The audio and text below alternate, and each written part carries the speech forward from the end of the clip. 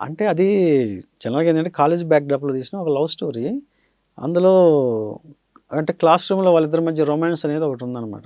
అది జనరల్‌గా బయట చాలా కాలేజెస్‌లో గూడా అంటే మేనేజ్మెంట్‌కి వాళ్ళకి తెలిసేస్తదో తెలీదు గానీ, చాలామంది అలాగే అప్రోచ్ అవుతారు. అంటే క్లాస్ రూమ్‌లోనే ముద్దులు పెట్టుకోవడం గాని అవన్నీ గూడా చాలామంది మనం వీడియోలో గూడా చూసాం అయన్నీ గూడా.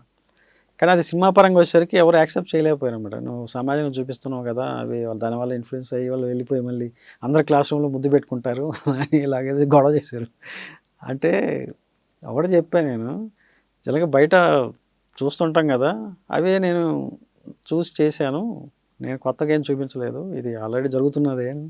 అది జరుగుతున్నది నేను చూపించాను అంతేను. అంటే వాళ్ళేమో నువ్వు చేసావు కాబట్టి వాళ్ళు చూస్తారు గదా! అంటారు. నేను చేసేది కాబట్టి నేను తీసి చూపించాను అంటాను వాళ్ళని.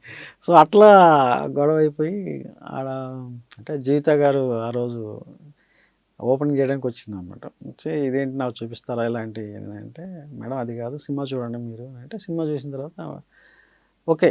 అంటే కన్విన్సింగ్‌గా ఉంది ఇది ప్రాబ్లమ్ లేదని ఆవిడే సర్టిఫికేట్ ఇచ్చిన తర్వాత. ఇది తప్పు లేదు దీంట్లో. వాళ్ళు అలా ఉన్నారు కాబట్టి అలా బిహేవ్ చేశారాళ్ళు. సినిమా చూడకుండా ట్రైలర్ చూస్తే జడ్జ్ చేయలేరు గదా! అందుకని నేను అలా చెప్పాననమాట.